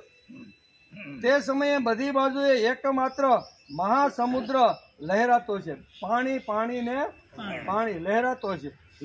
એટલે કે પ્રકાશ નહીં હોય, માત્ર ઋષિઓની દિવ્ય જ્યોતિના સહારે જ કોઈ પ્રકારની વ્યાકુળતા વિના તમે તે વિશાળ નૌકા ઉપર ચડીને ચારે તરફ નાગ વડે નૌકાને મારા શૃંગ સાથે હું બાંધી દઈશ. બરોબર? નૌકામાં તમે બેસી જઈયો અને મત્સ્ય રૂપે હું તમારે ત્યાં આવીશ. વાસુકી નાગનું દોરડું જે બનાવી અને એને તમારી હોડી સાથે હું બાંધી દઈશ અને હોડીને ધીમે ધીમે ધીમે ધીમે આગળ લઈને હિમાલયની ટોચ ઉપર તમને લઈ જશે. હે સત્યવ્રત મનુ, એ પછી જ્યાં સુધી બ્રહ્માજીની રાત્રિ રહેશે ત્યાં સુધી હું ઋષિઓ સહિત તેમને તે નૌકામાં બેસાડી. બ્રહ્માજીની રાત્રિ બહુ મોટી હોય છે. પુરાણ આપણે વાંચી તો ખબર પડે. પુરાણને સમજવા માટે થોડીક માણસે બુદ્ધિનો પણ ઉપયોગ કરવો પડે. અહીં બ્રહ્માની રાત્રિની વાત કરી છે. બ્રહ્માની રાત્રિ કેવડી, બ્રહ્માનો દિવસ કેવડો, અથવા બ્રહ્માની જે ક્ષણો છે એ ક્ષણ કેવડી છે એનું સુંદર મજાનું ઉદાહરણ શાસ્ત્રકારોને ઋષિ આપણે ઘણીવાર આપતા રહેલા છે. એક દિવસ બ્રહ્માજી સવારમાં વહેલા ઉઠ્યા, બરોબર ને, અને ઉઠી અને પ્રભુ ભજન કરતા હતા. એવા સમયે નારદ ત્યાં પધાર્યા. નારદ સવારમાં આવીને કહે છે કે તમે કાંઈ સાંભળ્યું? તો કે ના, મેં કાંઈ સાંભળ્યું નથી. એ કે તમે કાંઈ સાંભળ્યું નથી, તમારે ત્યાં પૌત્રનો જન્મ થયો. શું કે છે? નારદજી અત્યારે બ્રહ્માજીને કહે છે કે તમારે ત્યાં દીકરાનો જન્મ થયો છે. એમ મારે ત્યાં દીકરો, એનું નામ? તો કે એનું નામ રાવણ. કે એમ મારે ત્યાં દીકરાનો જન્મ થયો હોય તો મને જન્મનું સોચ લાગે, કારણ કે હું એનો દાદો થાવ એટલે દાદાના નાતે મને સૂતક તો લાગે કે નહીં. અને બ્રહ્માજી બાથરૂમની અંદર પાછા નાવા ગયા. ક્યાં? સૂતક કાઢવા માટે બ્રહ્માજી પાછા નાવા ગયા. નાઈને બહાર નીકળ્યા તા ફરીથી પાછા શું કહેવાય, નારાયણ કરતા હાથમાં વીણા લઈ અને બ્રહ્માજીની પાસે આવ્યા. અને નાઈને તમે મને સમાચાર આપ્યા કે તમારે ત્યાં રાવણનો જન્મ થયો છે, પૌત્ર જન્મ થયો છે, એટલે એ નાતે હું સૂતક મને લાગેલું છે તેથી બાથરૂમમાં ગયો હતો અને તમે પાછા આવીને છો કે? ના, હું તો કેટલા વર્ષોથી આમ રીતે સમાજમાં ફરતો પાછો આવ્યો છું. તો હું બન્યું? કે તો બન્યું કાંઈ નહીં, કે રાવણ મૃત્યુ પામી ગયો છે. બાથરૂમમાંથી બહાર આવ્યા, બરોબર, હજી તો શાંતિથી પ્રભુનું ભજન કરતા હતા. ત્યાં નારદે કીધું કે તમારે ત્યાં પૌત્રનો જન્મ થયો છે, એટલે અહીંયા જન્મનું સૂતક કાઢવા માટે નાવા માટે ગયા. નાયન બહાર નીકળશે તો હાથમાં નારાયણ કરતા અહીંયા શું કહેવાય, નારદજી આવીને સમાચાર આપે છે કે રાવણનું મૃત્યુ થઈ ગયું. એટલે પાછા બાથરૂમમાં ગયા. મૃત શોષ કહેવાય. શું કહેવાય? હવે વિચાર કરો જી કે રાવણનો જન્મ થયો, ધીમે ધીમે મોટો થયો, એના ભાઈને મારીને બધી લંકા એના હાથમાં લઈ લીધી, રામ રાવણનું યુદ્ધ થયું ને રામે એને કેટલો સમય વીતી ગયો? ઘણા વર્ષો વીતી ગયા હોય ને, 100-200 વર્ષો તો આવી રીતના જન્મ થયા પછી આવી રીતના રામની સાથે યુદ્ધ કર્યું હોય, પણ બ્રહ્માજીનો હજી નાવામાંથી હજી બહાર આવ્યા તા તો આટલો સમય વીતી ગયો. એટલે અહીંયા કહે છે કે બ્રહ્માજીની જે રાત્રિ છે, બ્રહ્માજીનું જે રીતનું છે ને, એ કેલ્ક્યુલેશન આપણે કરી તો એ કાળની આપણે ખબર પડે. નહીતર ઘણીવાર કે આપણે પુરાણમાં વાંચી કે ફલાણા માણસે 3000 વર્ષ કે 30,000 વર્ષ સુધી તપ કર્યું. આવું ઘણીવાર પુરાણમાં આવે તો આપણને એમ થાય કે આટલું લાંબુ માણસ જીવતો હશે ખરો, પણ આ એ કાળની ગણતરી કંઈક જુદી હતી. અહીંયા બ્રહ્માજી બાથરૂમમાં જાય અને પાછા આવે ત્યાં કેટલી ઉત્પાત મચાવી હોય. યુવાન થયો હોય, કેટલી સ્ત્રીઓને લંકાની અંદર રાખી હોય, એમાં સીતાનું હરણ કર્યું હોય, રામે આકાશ પાતાળ એક કરી એની સાથે યુદ્ધ કર્યું હોય અને યુદ્ધની અંદર પછી રાવણને હીણ્યો હોય, આટલો સમય લાગ્યો હોય ને, એ હણાણા પછી અહીંયા પાછા બ્રહ્માજી પાસે નારદ આવીને કહે છે કે તમારો દીકરો મૃત્યુ પામ્યો, તો કાંઈ વાંધો નહીં, હાલ પાછો બાથરૂમમાં જઈ અને એનું મૃત શોષ કાઢ્યો. કહેવાનો અર્થ કે હે સત્યવ્રત, એ પછી જ્યાં સુધી બ્રહ્માજીની રાત્રિ રહેશે ત્યાં સુધી હું ઋષિઓ સહિત તમને તે નૌકામાં બેસાડીને તેને ખેંચતો રહીશ. એટલે બ્રહ્માજીની રાત્રિ આવી રીતની છે, સમુદ્રમાં વિચરણ કરતો રહીશ. તે સમયે જ્યારે તમે પૂછશો ત્યારે હું તમને ઉપદેશ આપીશ. તમને કાંઈ અગવડ પડે અને કાંઈ પ્રશ્ન થાય તો તમે મને પૂછશો તો હું તમને ઉપદેશ આપીશ. મારા અનુગ્રહથી મારો વાસ્તવિક મહિમા કે જેનું નામ પરબ્રહ્મ છે તે તમારા હૃદયમાં પ્રગટ થશે અને તમે તેને બરાબર જાણી લેશો. આ અત્યારે ભગવાન મત્સ્ય અવતારના રૂપની અંદર સમુદ્રની અંદર જ્યારે માછલી અંદર જતી જાય છે એ પહેલાં સત્યવ્રત મનુને આટલી વાત કહેતા જાય છે કે તમારે આટલું પ્રલય કાળમાં થશે અને એ ભવિષ્યવાણી અત્યારે કહી દીધી કે આવી રીતનું બધું થશે. રાજા સત્યવ્રતને આ પ્રમાણે આદેશ આપીને ભગવાન અંતર્ધ્યામ સમુદ્રમાં થઈ ગયા. બરોબર ને, માછલી રૂપે આવ્યા હતા એટલે ભગવાન ક્યાં થઈ ગયા? અંતર્ધ્યામ થઈ ગયા. તેથી રાજા સત્યવ્રત મનુ હવે તે જ ચિંતન કરવા લાગ્યા. મત્સ્ય રૂપે ભગવાને એને જે દર્શન આપ્યા હતા એ જ મનની અંદર ચિત્ત કરીને એનું સ્મરણ કરવા લાગ્યા. એટલામાં જ ભગવાને બતાવેલા તે સમયે પ્રલયકાળ આવી પહોંચ્યો. રાજાએ જોયું કે સમુદ્ર પોતાની મર્યાદા છોડીને ધીમે ધીમે આગળ વધી રહ્યો છે. પ્રલયકાળના ભયંકર મેઘ વરસવા લાગ્યા. જોતજોતામાં સમગ્ર પૃથ્વી ડૂબવા લાગી. ત્યારે રાજાએ ભગવાનના આદેશનું સ્મરણ કર્યું તો તેમણે જોયું કે નૌકા પણ આવી ગઈ છે. તેથી તેઓ ધાન્ય અને અન્ય પ્રકારના બીજ તથા સપ્તર્ષિઓ અને વેદોને લઈ અને એ હોડી ઉપર આરૂઢ થઈ ગયા. સપ્તર્ષિઓએ ખૂબ જ પ્રેમથી રાજા સત્યવ્રત મનુને કહ્યું કે હે રાજન, તમે ભગવાનનું ધ્યાન ધરો, તેઓ જ આપણને આ સંકટમાંથી ઉગારશે અને આપણું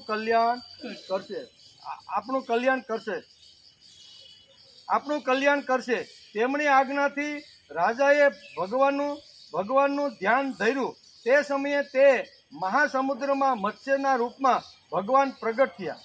મત્સ્ય ભગવાનનું શરીર સુવર્ણ જેવું દેદીપ્યમાન હતું અને તેનો વિસ્તાર 4 લાખ કોષ જેટલો લાંબો હતો. તેમના શરીરમાં એક ઘણું મોટું શૃંગ પણ હતું. ભગવાને પહેલા જેવો આદેશ આપ્યો હતો તે પ્રમાણે નૌકાને વાસુકી નાગ વડે ભગવાનના શૃંગમાં બાંધી દેવામાં આવી.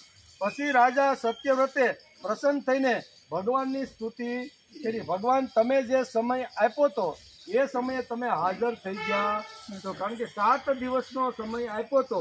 હોડકું પહેલાં આવશે, એની અંદર તમારે કઈ વસ્તુ તમારે લેવાની છે, આ બધી ઘટના ઘટી ગઈ. એટલે ભગવાને આવી રીતના વાસુકી નામનું દોરડું બનાવીને પોતાના મુખની અંદર આ બધું અત્યારે સત્યવ્રત મનુ આ ઘટના જોઈ રહ્યા છે. ત્યારે એમ થયું કે ભગવાને આપેલું જે વચન છે, ભગવાને કીધેલા જે શબ્દો છે એ શબ્દો અત્યારે સાક્ષાત અહીંયા આવીને ઊભા રહ્યા છે. તેથી અહીં સ્તુતિ કરે છે, 2 હાથ જોડી છે અને મનુ ભગવાન હોડકામાં બેસીને ભગવાનને સ્તુતિ કરે છે. શું કરે છે? અનાદ્ય વિદ્યોપહતાત્મ સંવિદા સના મૂલ સંસાર પરિશ્રમાતુરા યચ્ચયો શ્રુતા યમાનયુત્ય વીરમુક્તિ દોતા પરમોર્ગુર્ભવાન. સ્તુતિ કરતા કહ્યું કે હે પ્રભુ, સંસારના જીવોનું આત્મજ્ઞાન અનાદિ અવિદ્યાના કારણે ઢંકાઈ ગયું છે. આ જ કારણે તેઓ સંસારના અનેકાનેક કલેશોના ભારથી દુઃખી થઈ રહ્યા છે. તેઓ જ્યારે અનાયાસ જ આપણી કૃપાથી આપના શરણમાં આવી પહોંચે છે ત્યારે તેઓ આપને પ્રાપ્ત કરી લેશે. તેથી અમને બંધનમાંથી છોડાવીને વાસ્તવિક મુક્તિ અપાવનાર હે ભગવાન, મારા તમને વારંવાર નમસ્કાર કે આવી રીતના અહીંયા સ્તુતિની શરૂઆત કરે છે કે ભગવાન તમે કેવા છો તો તમે બંધનમાંથી પણ અમને મુક્ત કરાવે એવી શક્તિ તમારી અંદર છે. બરાબર ને? એને આજે આપણે નમસ્કાર કરવાના છે. વાત આલે છે મત્સ્ય અવતારની, અને મત્સ્ય અવતારે જતા જતા સમુદ્રમાં ગરકાવ થતા હતા સત્યવ્રત મનુને આટલી વાતો કીધી કે જ્યારે આવી રીતનો પ્રલયકાળ થાય, બધું ડૂબવા લાગશે ત્યારે હોડી આવશે અને હોડીની અંદર તમારે બેસી જવાનું અને તમને ધીમે ધીમે ધીમે હું આવીશ ત્યારે તમને શું કહેવાય હિમાલયની ટોચ ઉપર હોડકાને લઈ જઈશ. આ બધી વાતો થઈ. ભગવાનના શું કે મત્સ્ય અવતારના દર્શન અહીંયા મનુએ કર્યા કે આ તો માછલી નથી પણ આ તો ભગવાન પ્રત્યક્ષ મત્સ્ય રૂપ ધારણ કરીને આવ્યા છે. તેથી એમણે સ્તુતિ કરી કે ભગવાન તમે કેવા છો એનું વર્ણન અત્યારે ચાલે છે. આ જીવ અજ્ઞાની છે અને પોતાના જ કર્મોથી બંધાયેલો છે. તે સુખની ઈચ્છાને લીધે દુઃખદાયી કર્મનું આચરણ કરે છે. તેનું આ અજ્ઞાન જેમની સેવા કરવા થકી નષ્ટ થઈ જાય છે તે મારા પરમ ગુરુ મારા હૃદયની ગ્રંથિને તમે છેદી નાખો. આમ કરી અને ઘણા બધા શ્લોકોની અંદર અહીંયા સ્તુતિ કરે છે. આગળ કહે છે કે આપ દેવોના આરાધ્ય દેવ છો, પરમ પૂજ્ય અને પરમેશ્વર છો. હું આપની પાસેથી જ્ઞાન પામવા માટે આપના શરણે આવ્યો છું. હે ભગવાન, આપ પરમાર્થને પ્રકાશિત કરનારી પોતાની વાણી વડે મારા હૃદયની ગ્રંથિને છેદી નાખો અને પોતાના સ્વરૂપને પ્રગટ કરો. આમ મત્સ્ય અવતારને જોયા પછી સત્યવ્રત મનુ બે હાથ જોડીને સ્તુતિ કરે છે કે ભગવાન તમે ઓરિજિનલ રૂપની અંદર મને દર્શન આપો. મત્સ્ય રૂપે તો તમે આવ્યા જ છો એમ કરીને અહીંયા 53મા શ્લોક સુધી સ્તુતિ કરે છે. સુખદેવજી મહારાજ કહે છે કે હે રાજા પરીક્ષિત, સત્યવ્રત મનુને આ પ્રમાણે પ્રાર્થના કરી. તેથી મત્સ્ય રૂપધારી ભગવાન શ્રી પુરુષોત્તમે પ્રલયના સમુદ્રમાં વિહાર કરતા કરતા તેમને આત્મજ્ઞાનનો ઉપદેશ આપી દીધો. આત્મજ્ઞાનનો ઉપદેશ અત્યારે અહીંયા સમુદ્રની અંદર વિહાર કરે છે. વાસુકી નાગનું દોરડું બનાવ્યું છે. મોઢાની અંદર હોડીને મૂકી અને આવી રીતના શું કહેવાય હિમાલય તરફ જતા રસ્તાની અંદર આત્મજ્ઞાનનો પણ ઉપદેશ કર્યો છે. ભગવાને પોતાના સ્વરૂપના સંપૂર્ણ રહસ્યને વર્ણવતા રાજસી સત્યવ્રતને જ્ઞાન, ભક્તિ અને કર્મયોગથી પરિપૂર્ણ દિવ્ય પુરાણોનો ઉપદેશ પણ આપ્યો છે, જેને મત્સ્ય પુરાણ પણ કહેવામાં આવે છે. આપણે જે 18 પુરાણો છે એમાં એક આપણું મત્સ્ય પુરાણ છે. એટલે આ મત્સ્ય પુરાણનો જે ઉપદેશ છે એ ભગવાને અત્યારે હોડકામાં બેસી અને સમુદ્રમાંથી ધીમે ધીમે હિમાલયની ટોચ ઉપર જતા ભગવાને અત્યારે સત્યવ્રત મનુને આ ઉપદેશ આપ્યો છે. નૌકામાં બેઠેલા રહીને જ સંદેહ રહિત થઈને ભગવાને ઉપદેશ કરેલા સનાતન બ્રહ્મ સ્વરૂપ આત્મ તત્વનું શ્રવણ કર્યું. એ પછી જ્યારે પાછલા પ્રલયનો અંત થઈ ગયો અને બ્રહ્માજી નિંદ્રામાંથી જાગ્યા ત્યારે ભગવાને હયગ્રી અસુરને હણીને તેની પાસેથી વેદ પાસા મેળવીને બ્રહ્માજીને સોંપી દીધા. ભગવાન આવી રીતના મત્સ્ય અવતાર રૂપે આવ્યા અને હયગ્રીવ જે વેદ ચોરીને લઈ ગયો હતો એ પાછા ભગવાનને અહીંયા સોંપી દીધા. ભગવાનના કૃપા પ્રસાદથી રાજા સત્યવ્રત જ્ઞાન અને વિજ્ઞાનની સંપૃક્ત થયા અને કલ્પમાં વૈવસ્વત મનુ થયા. પોતાની યોગ માયાથી મત્સ્યરૂપ ધારણ કરનારા ભગવાન શ્રી વિષ્ણુ અને રાજસી સત્યવ્રત મનુ આ સંવાદ અને શ્રેષ્ઠ આખ્યાનું શ્રવણ કરવાથી મનુષ્ય બધા પ્રકારના પાપોના બંધનમાંથી છૂટી જાય છે. જે મનુષ્ય ભગવાનના આ અવતાર ચરિત્રનું દરરોજ કીર્તન કરે છે તેના તમામ સંકલ્પ સિદ્ધ થઈ જાય છે અને તેને પરમ ગતિ પ્રાપ્ત થાય છે. પ્રલયકાળની સમુદ્રમાં જ્યારે બ્રહ્માજી નિંદ્રાધીન થયા હતા તેમની સર્જનાત્મક શક્તિ લુપ્ત થઈ ગઈ હતી. તે સમયે તેમના મુખેથી નીકળેલા વેદોને ચોરીને દૈત્ય હયગ્રીવ પાતાળમાં લઈ ગયો હતો. ભગવાને તે હયગ્રીવને હણીને તે શ્રુતિઓ બ્રહ્માજીને પાછી મેળવી આપી. તેમજ રાજા સત્યવ્રત પણ સપ્તર્ષિઓને બ્રહ્મતત્વનો ઉપદેશ આપ્યો.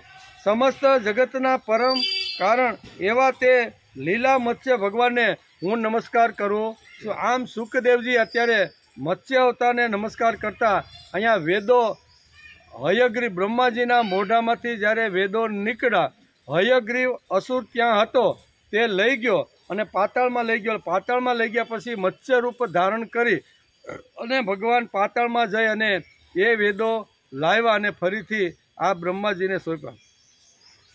તેમાં પ્રથમ સત્યવ્રત મનુ તપસ્યા કરતા હતા. બરોબર ને? આપણે મનુષ્ય શબ્દ બોલીએ છીએ, પરંતુ તે શબ્દ ઉત્પન્ન કેવી રીતે થયો તે જોવું જોઈએ. મનોર જાતા મનોર પત્ય મનુષ્ય. આ પાણીની વ્યાકરણમાં સૂત્રની અંદર પાણીનીએ લખ્યું છે.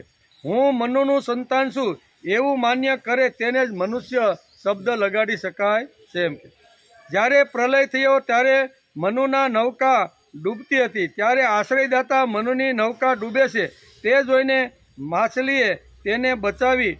એવી કથા ભાગવતની અંદર આપણે વાંચી અને છેલ્લા અધ્યાયની અંદર આ વાતો જોઈ. મત્સ્ય પુરાણમાં બીજી એક કથા છે, તેમાં કહે છે કે હયગ્રીવ રાજાએ વેદોને ડૂબાડ્યા છે. ત્યારે મત્સ્ય અવતારે સત્યવ્રત મનુને રાજ્ય પર બેસાડ્યા છે અને તેના હાથની અંદર વેદો પાછા લઈ આવીને એના હાથની અંદર સોંપ્યા છે. એટલે કે નીતિનો પાયો નિશ્ચિત નથી. જ્યારે વેદના પાયા પર નીતિશાસ્ત્ર ઊભું રહેશે ત્યારે બરાબર થશે. એમ કે વેદોનો એટલે કે વેદોનો પાયો આવ્યો ચાલ્યો જાય છે તેવું જ હયગ્રીવ રાજાના સમયમાં થયું છે. તે લોકોએ વેદની ઉપેક્ષા કરી એ પહેલી વાત છે. વેદોના એટલે કે વેદોનો બીજી વાત છે. અને કાયદો બનાવીને વેદોને બાળી નાખ્યા આ ત્રીજી વાત છે. આવું કામ હયગ્રીવ રાજાએ કર્યું હતું. હયગ્રીવ રાજાનો અહીંયા ઉલ્લેખ કરતા વેદવ્યાસ લખે છે અને ભગવાન મત્સ્ય અવતાર રૂપ ધારણ કરી અને હયગ્રીવ જે બ્રહ્માના મુખારવિંદમાંથી જે વેદ ચોરીને લઈ ગયો હતો. આપણે ઘણીવાર પ્રશ્ન થાય કે વેદ ચોરીને લઈ ગયા છે કોઈ રાક્ષસ, તો ભલે લઈ ગયો એ વાંચીએ તો કાંઈક રાક્ષસના અંદર કાંઈક સારા ગુણો, તો ભગવાને ફરીથી એની પાસેથી વેદો શા માટે લઈ લીધા? ઘણીવાર આવો પ્રશ્ન આપને થાય. તો અહીં શાસ્ત્રકારો આપણે કહેશે કે વેદોની અંદર બંને પ્રકારની વિધિ સમજાવી છે. એક તો માણસનો ભૌતિક વિકાસ કેવી રીતનો થાય એ પણ વેદોની અંદર લખ્યું છે. આધ્યાત્મિક વિકાસ કેવી રીતનો સાધી શકાય એ બંને વાતો વેદોની અંદર અહીંયા લખી છે. તો અહીંયા હયગ્રીવ નામનો જે દૈત્ય હતો એ ફક્ત ભૌતિક વસ્તુ વેદોમાંથી એણે એક જ વસ્તુ ઉપાડી.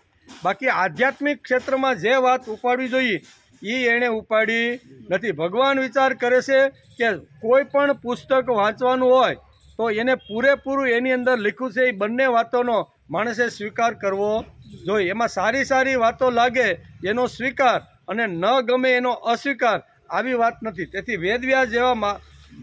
વેદવ્યાસ જેવા મહાપુરુષે 1,00,000 શ્લોક શું કહેવાય મહાભારતમાં લખ્યા.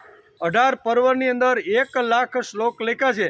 તેમાં શું કહેવાય મહાભારતની અંદર એમાં દુર્યોધનના જે ગુણો છે એનું પણ વર્ણન કર્યું છે અને યુધિષ્ઠિરના જે દુર્ગુણો છે એનું પણ વર્ણન કર્યું છે. એને કાંઈ છોડ્યું નથી. એને જ કહેવાય ઇતિહાસ. એમ સ્વીકારવું હોય તો બંને, જેની પાસે ગુણો હોય અને વધારે આસુરી વૃત્તિ હોય પણ નાનો એવો ગુણ હોય તો એનો પણ ઉલ્લેખ માણસે કરવો જોઈએ. અહીંયા પણ એવું છે કે હયગ્રીવ આવી રીતના વેદોને ચોરીને લઈ ગયો તો પછી ભગવાને એને મારીને એની પાસેથી લઈને ફરી બ્રહ્માજીને શા માટે આપ્યા? રહેવા દીધો તો એ સુધરી જાત, પણ એ લોકોએ ફક્ત ભૌતિક વસ્તુ ઉપાડેલી છે. આ વેદોમાંથી બંને વસ્તુ ઉપાડવી જોઈએ. જે આધ્યાત્મિક ક્ષેત્રમાં જે વાતો છે એ પણ ઉપાડવી જોઈએ અને ભૌતિક વાતો પણ ઉપાડવી જોઈએ. તેથી અહીં કહે છે કે આ 3 વાતોને હિસાબે ભગવાને અહીંયા હયગ્રીવને મારીને જે વેદો બ્રહ્માના મુખમાંથી જે લઈ ગયો તો એ પાછા લાવ્યા. વેદોનો વિપરીત અર્થ કર્યો. કેવો? આ હયગ્રીવ નામનો જે રાજા હતો એ વેદો ઉપાડી ગયો પણ એનો વિપરીત અર્થ કર્યો. બીજી વાત છે એ કાયદો બનાવીને વેદોને બાળી નાખ્યા. જેમ આપણા દેશની અંદર ઘણીવાર આવી રીતની ઘટનાઓ ઘટતી હોય છે, બાળી નાખ્યા. આ ત્રીજી વાત છે. આવું કામ હયગ્રીવ રાજાએ કર્યું હતું. વૈજ્ઞાનિકો કોઈ પણ જ્ઞાનથી સંશોધન કરે અને તે સફળ થાય તો શું આ જ્ઞાન થોડું જ કોઈ પાછું લઈ જઈ શકે છે?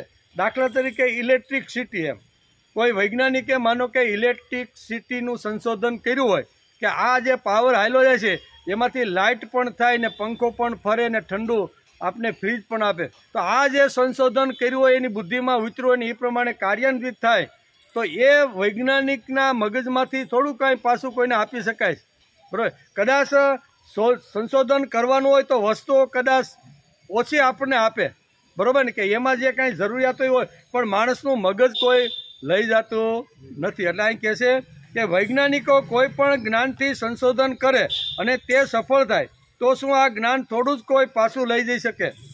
દાખલા તરીકે ઇલેક્ટ્રિસિટીનું જ્ઞાન, તે જ્ઞાન કાયમનું આપણી પાસે રહી ગયું.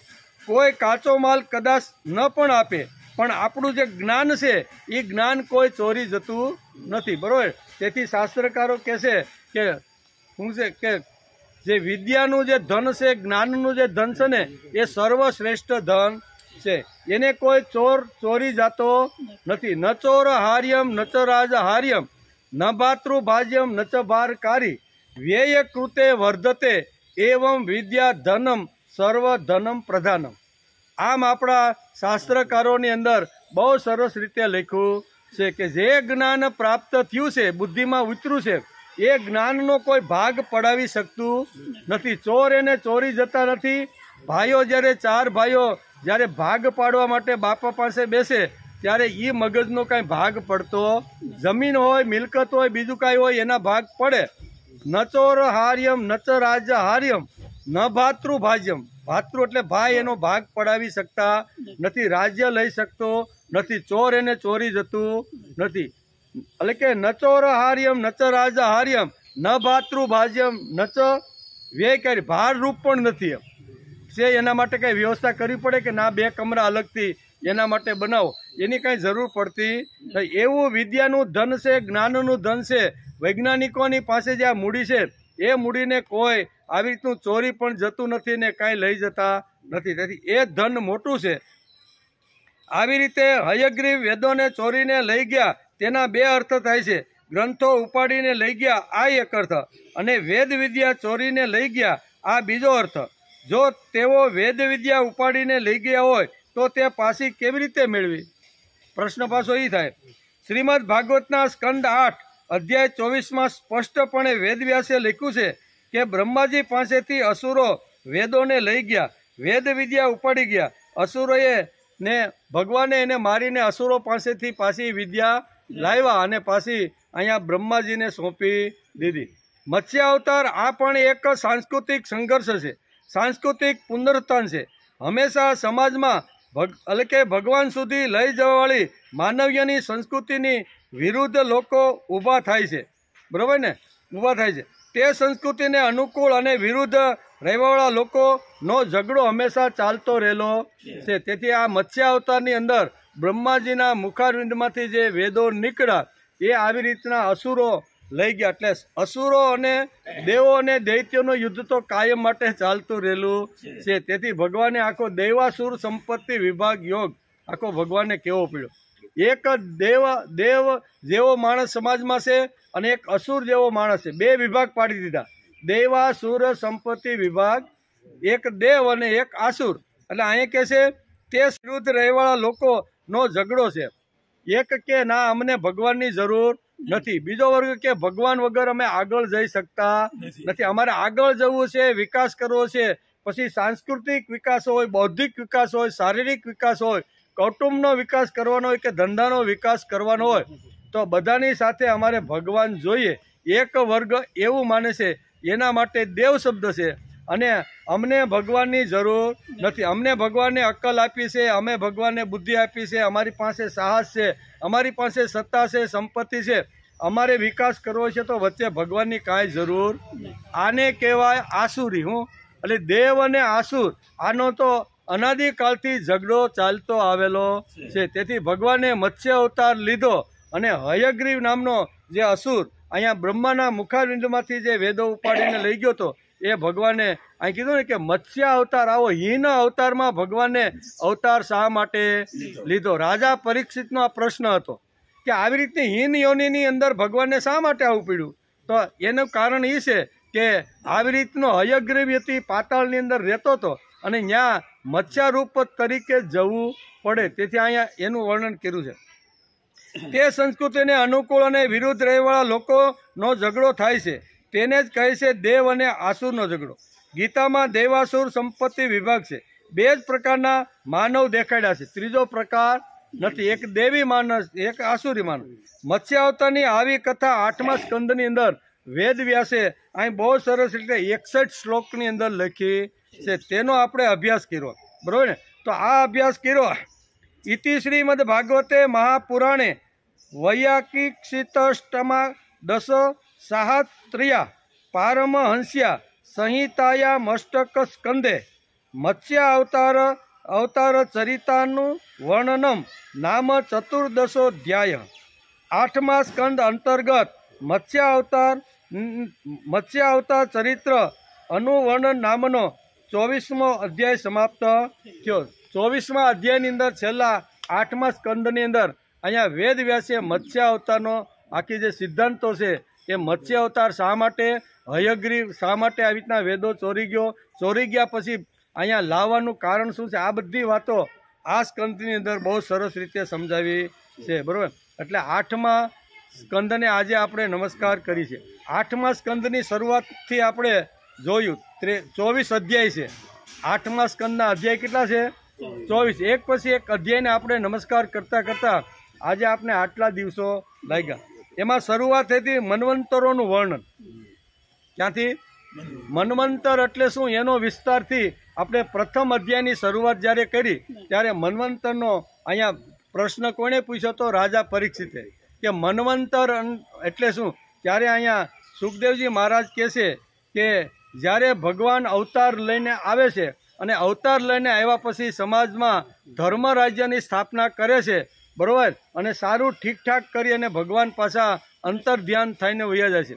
હજારો વર્ષ પછી ધીમે ધીમે એ કાળ બગડતો જાય છે. એક વાર સુધારવો અને સુધાર્યા પછી ઘણા વર્ષો પછી ધીમે એની ઉપર રજ અથવા એની ઉપર આવી રીતના ઝાડા બાજી જાય છે. એટલે જે સુધારવાનો જે પ્રયત્ન કર્યો ત્યાંથી શરૂઆત કરી અને બગડ્યો ત્યાં સુધીનો અને ફરીથી બગડેલો છે ત્યાંથી સુધારવાનો જે પ્રયત્ન કરવામાં આવે છે, એ બંને વચ્ચેનો જે કાળ છે એને મન્વંતર કાળ કહેવામાં. એનો પણ આપણે અભ્યાસ કરવામાં લાંબી વાતો છે, પણ આપણે હાઇલાઇટ કરી લેવાની કે પહેલા અધ્યાયની અંદર કઈ વાતો હતી, તો એમાં મન્વંતરની વાતો અહીંયા વેદ વ્યાસે લખી છે. સુખદેવજી મહારાજ અત્યારે રાજા પરીક્ષિતને પૂછેલા પ્રશ્નમાં અને એમાં 14 મન્વંતરોની વાત આવી, બરોબર ને? અને એ 14 મન્વંતરો કયા છે તો એની વાતો બહુ સ્પષ્ટ રીતે વેદ વ્યાસે ભાગવતની અંદર લખી છે. બીજી વાત, ગ્રાહ દ્વારા ગજેન્દ્રનું પકડવું. ગ્રાહ એટલે મગરમચ્છ, બરાબર ને? હાથી પાણીની અંદર પોતાના બચ્ચોને નવડાવતો જાય છે અને મગર એનો પગ પકડે છે. એ અવતારની પણ આપણે વાત કરી. ત્યાર પછી ભગવાન તેનો મોક્ષ કરે છે. ગજેન્દ્ર પછી પોતાની પાસે જેટલી તાકાત, બળ, શક્તિ હતી એનાથી પોતાના શરીરને રક્ષણ કરવા માટેનો પ્રયત્ન કર્યો. બધી શક્તિ જ્યારે ખલાસ થઈ ત્યારે ભગવાનને હાંક મારે છે અને ભગવાન ગરુડ ઉપર બેસી અને અહીંયા ગજેન્દ્રનો અને બંનેનો મોક્ષ કરે છે. એનો પણ વિચાર કર્યો. ગજેન્દ્ર અને પછી ગ્રાહનું પૂર્વ ચરિત્ર બંને કોણ હતા એનો પણ આપણે વિચાર કર્યો. દેવોનું બ્રહ્માજી પાસે જવું અને બ્રહ્માજીએ કરેલ ભગવાનને સ્તુતિ, બરાબર ને? આ વિચાર પણ આપણે જોયો. ત્યાર પછી દેવો અને દાનવો સાથે મળીને સમુદ્ર મંથન માટે પ્રયત્ન કરવો, બરાબર ને? જે રીતે આવી રીતના ઘણીવાર દેવો અને અસુરોની લડાઈ થાય છે, એમાં ક્યારેક અસુરોનો વિજય થાય, ક્યારેક દેવોનો વિજય થાય. એકવાર અસુરો બધા જીતી ગયા અને દેવો બધા હારી ગયા. બ્રહ્માજી પાસે જાય છે કે હવે અમારા હાથમાંથી સત્તા ગઈ, સંપત્તિ ગઈ, બધું જ ગયું, અમે તો હવે રોડ ઉપર આવી ગયા છીએ, તમે આનો કંઈક ઉપાય બતાવો. ત્યારે બ્રહ્માજી કે આમાં ભાઈ મારું કાંઈ બહુ મને મારી કાંઈ બુદ્ધિ ઊંચે ને આપણે ભગવાન વિષ્ણુ પાસે જાય, એમ કરીને બ્રહ્માજી સાથે બધા દેવતાઓ અહીંયા ભગવાન વિષ્ણુ પાસે આવ્યા. એની કથા પણ આપણે જોઈએ. સમુદ્ર મંથનનો આરંભ અને પ્રથમ નીકળવું વિષપાન, બરાબર ને, કે તમે સમુદ્ર, તમે દેવો સાથે આવી રીતના દૈત્યો સાથે ખોટો તમે આવી રીતનો વેરભાવ રાખો છો તો કોઈ દિવસ તમારું સમાધાન થશે નહીં, તમારી પાસે સત્તા પાછી આવશે નહીં. એની આરે તમે સુલેહ કરો, શું કે એની આરે તમે સમાધાન કરી લ્યો, અને તમારે એની સાથે કાંઈ ઘટના બની જ નથી એવી મિત્રતા તમે એની હારે કરી લ્યો. અને આવી મિત્રતા કરી અને પછી તમે સાથે મળીને એક સમુદ્રની અંદર આવી રીતનું મનોમંથન કરો, અને એમાંથી જે કાંઈ રત્નો નીકળે એ પછી તમે ધીમે ધીમે બધા એ સમુદ્ર મંથનની કથા પણ આપણે જોઈ. ભગવાને બહુ સ્પષ્ટ એમાં વ્યવહાર, એ અધ્યાયની અંદર આપણે જોયું કે ભગવાને અહીંયા દેવતા અને બ્રહ્માને વ્યવહાર શીખવાડ્યો છે, કે વ્યવહાર કેવી રીતે કરવાનો, કે આપણા કરતાં દુશ્મન જો વધારે જોરદાર હોય ને તો આપણે થોડુંક નમતું મૂકી દેવાનું, બરાબર ને. તો એનો વ્યવહાર પણ શીખવાડ્યો છે. અત્યારે દૈત્યોના હાથની અંદર આખી બધી સત્તા અને સંપત્તિ આવી ગઈ છે, તમે રોડ ઉપર આવી ગયા છો, તેથી તમારે સમુદ્રનું જ્યારે આવી રીતનું વલોવાનું મંથન કરવાનું થાય ને ત્યારે તમારે કંઈક છોડવું પડશે. તો હું છોડવાનું, તો તમારે ભગવાને બરોબર ગાંઠ વાળીને દેવતાઓને સમજાવ્યું કે જે વખતે તમારો સુલેહ થાય, સંધિ કરવા માટે દેવોને દાનવો તમે જ્યારે બેસો ને ત્યારે તમારે આ વાત કરવાની. કઈ વાત? કે ભાઈ અમે તમારા કરતાં શક્તિશાળી છીએ, અમારી પાસે બુદ્ધિ વધારે છે, તેથી આપણે સમુદ્ર મંથન કરીએ. વાસુકીનો આપણે શું કહેવાય પેલો નેત્રા બનાવીએ તો અમે મોઢા પાસે રહેવું. ત્યારે દૈત્યો એમ કે અમે હું નમાલા છીએ, તમારા કરતાં શક્તિ અમારી પાસે ઓછી છે, અમે રહેવું મુખ પાસે. ભગવાનને દૈત્યોને લાગે કે દેવોએ અમારા માટે કાંઈક છોડ્યું છે, આવું ભગવાને પાથીએ તેલ નાખીને દેવોને અહીંયા મિટિંગની અંદર સુલેહ કરવા માટે મોકલા. તો દેવોએ પણ કીધું કે ના અમે શક્તિશાળી છીએ, બળવાન છીએ, એટલે જ્યારે આપણે સમુદ્ર મંથન કરીએ ત્યારે મુખની પાસે અમે જ રહેવાના. તો દૈત્યો કે અમે કાંઈ નબળા છીએ, કે અમે અમારા કરતાં તમારી અમારી પાસે સત્તા વધારે છે અત્યારે. તો કે કાંઈ વાંધો નહીં, તમે મોઢા પાસે રહ્યો. અને પછી જે એની હાલત થઈ છે ને એ ભાગવતકાર વેદવ્યાસે લખી છે. એટલે એ અધ્યાયની અંદર ભગવાને આખો અહીંયા વિષ્ણુ ભગવાને દેવોને વ્યવહાર સમજાવ્યો છે, કે વ્યવહારમાં તમારે કેવી રીતનું, એનો પણ આપણે થોડોક વિચાર કર્યો. અને વ્યવહાર કરતાં સમુદ્ર મંથનથી પ્રથમ વિષ નીકળ્યું. વિષ ભગવાન શિવજીએ પોતાના ગળાની અંદર રાખી દીધું, એનો પણ આપણે વિસ્તારથી કર્યો. ત્યાર પછી અમૃતનું પ્રગટ થયું અને મોહિની હવે વિચાર કરવા લાગ્યા કે હવે અમૃત નીકળ્યું છે, કુંભ હાથમાં આવી ગયો છે, દૈત્યો તો એ કુંભ લઈને ભાગ્યા. વિચાર કરે છે કે જો આ દૈત્યો બધું પી જાય ને તો આ બધા અમર થઈ જશે. તેથી એની નબળી કડી કઈ હતી કે દૈત્યો જે સ્ત્રીની પાસે જે પાગલ બનતા ને, કોઈ સ્ત્રીનું રૂપ જોવે ને એટલે દુનિયાની બધી વસ્તુ ભૂલી જાય. એટલે ભગવાને ફટોફટ ત્યાં મોહિનીનું રૂપ ધારણ કરી લીધું. મોહિનીનું રૂપ ધારણ કર્યું એટલે આ દૈત્યો હતા એને એમ થયું કે અમને તો સ્વર્ગ મળી ગયો, અમને હવે જો આ અમૃત નહીં મળે તો હાલશે, પાણીનો ઘૂંટડો પાઈ દે ને તો હાલશે, પણ આ મોહિની એટલે મોહિની એના તરફ આકર્ષિત થયા. ભગવાને એના હાથમાંથી કુંભ લઈ લીધો, દેવોને પાઈ દીધો. એની કથા પણ આપણે આની અંદર જોઈતી. એટલે કે મોહિનીનું રૂપ ધારણ કર્યું. ભગવાન દ્વારા અમૃતની વહેંચણી, દૈત્યો અને દેવોનું યુદ્ધ ફરીથી, બરાબર ને. આ દૈત્યો કહે છે કે આ તો બનાવી અને દેવોને આવી રીતની બનાવટથી બધું અમૃત એને પાઈ દીધું અને અમને રોડ ઉપર પાછા લાવી દે. તો પાછું યુદ્ધ થાય છે. દેવો અને અસુરોનું યુદ્ધ તો કાયમ માટે હજારો વર્ષ પહેલાં હતું, આજે પણ ચાલતું રહેલું છે. ફરીથી યુદ્ધ થાય છે. પછી ભગવાન મોહિનીનું રૂપ લઈ અને એટલા મહાદેવજીએ સમાચાર જ્યારે અહીંયા કૈલાસ ઉપર સાંભળ્યા કે ભગવાને એક સ્ત્રીનું રૂપ ધારણ કરી અને દેવોને અમૃત પાયું છે. એ કયું ભગવાનનું સ્વરૂપ હતું, કઈ લીલા હતી? તો કે એ લીલા હતી સ્ત્રી રૂપ ધારણ કરવું. ભગવાન શિવજીને કહ્યું કે મારે પણ આ મોહિનીના રૂપના દર્શન કરવા છે. કૈલાસમાંથી નીકળ્યા પોતાના આવી રીતના શું કહેવાય હથિયારો સાથે, બધા વૃષભ ઉપર બેસી પાર્વતી જોડે અને વૈકુંઠમાં આવ્યા. વૈકુંઠમાં આવીને ભગવાને કહેશે કે તમે જે દેવ અને દાનવો વચ્ચે યુદ્ધ થયું, અમૃત નીકળ્યું અને એ વખતે તમે મોહિનીનું જે રૂપ ધારણ કર્યું હતું ને એના મારે દર્શન કરવા છે. ભગવાન શિવજીએ માગણી કરી ત્યારે વિષ્ણુ ભગવાન કહે છે કે આ તો જે કામી પુરુષો હોય ને એના માટેનું રૂપ હતું. તમે તો ચિદાનંદ રૂપ શિવોહમ શિવો, તમારા માટે આ રૂપ નથી. શિવજીએ આગ્રહ પકડ્યો કે તમે જે આ લીલા જે કરો છો ને એમાં મોહિનીની લીલા મારે જોઈ શીખે. એ કે તમારું કામ નહીં. આ તો જે કામી પુરુષો હોય ને, જે ભોગની અંદર ડૂબે, ભોગ ભોગ ભોગ સિવાય કાંઈ, તો કે કાંઈ વાંધો નહીં. એમ કરીને ભગવાન ત્યાં અંતર ધ્યાન થયા, વનની અંદર ગયા અને ત્યાં સ્ત્રીનું રૂપ ધારણ કર્યું. શિવજીની નજર એના ઉપર જાય છે અને ઘણી બધી લાંબી લાંબી કથા. ત્યારે ભગવાન એક શિવજી મોહિત થઈ ગયા છે કે આ સ્ત્રી જોડે જો પરણવા મળે ને તો મારો સંસાર સારો થઈ જાય. આટલા મોહિત કરી દીધા અને ભગવાન પાસે અહીંયા વિષ્ણુ તરીકે પ્રગટ થાય છે. આ બધી કથા આપણે ક્યાં જોઈએ એમ કે. ત્યાર પછી આગામી 7 મન્વંતરનું વર્ણન બાકી રહી ગયા હતા ને એનું. મનુ વગેરે ભિન્ન ભિન્ન કર્મો, આપણે 14 જે મનુ થયા અલગ અલગ કાળમાં, એનું પણ વર્ણન કર્યું. રાજા બલિનો સ્વર્ગ ઉપર વિજય, બરોબર, એણે પણ સ્વર્ગ ઉપર આવ્યા. અમરાવતીને જીતી ત્યારે દેવો પાછા રોડ ઉપર આવી ગયા. દેવોને દૈત્યોનું યુદ્ધ તો વારંવાર થાય જ છે એમ. રાજા બલિનો સ્વર્ગ ઉપર વિજય. અદિતિને કશ્યપજીએ પ્રયો વ્રત ઉપદેશ આપો. કારણ કે તપસ્યામાંથી જ્યારે અહીંયા કશ્યપજી આવ્યા અને આશ્રમની અંદર જ્યારે જોયું ત્યારે કોઈના ચહેરા ઉપર શાંતિ હતી નહીં. બધા આવી રીતના દુઃખી હોય અને બધાના મન થાકી ગયા હોય એવું કશ્યપે જોયું. અદિતિને 8 પ્રશ્ન 8 શ્લોકમાં પૂછે છે કે આના કારણ શું છે. આપણો આશ્રમ, આપણો ગૃહસ્થાશ્રમ તો એકદમ હસતો રમતો કિલોલ કરતો છે અને તમારા ચહેરા ઉપર આનંદ જોતો નથી. ત્યારે અહીંયા અદિતિ કહે છે કારણ બીજું કાંઈ નથી, પણ દૈત્યોએ અમરાવતી ઉપર હુમલો કર્યો છે અને અમારા દીકરા પાસેથી રાજ્ય બધું અમે રોડ ઉપર આવી ગયા છીએ. તમે કૃપા કરીને પાછું અપાવો. કશ્યપજી કે ભાઈ એ કામ મારું નથી, તમને એક વ્રત આપું. બ્રહ્માજીએ મને જે વ્રત આપ્યું છે એ વ્રત હું તમને સમજાવું.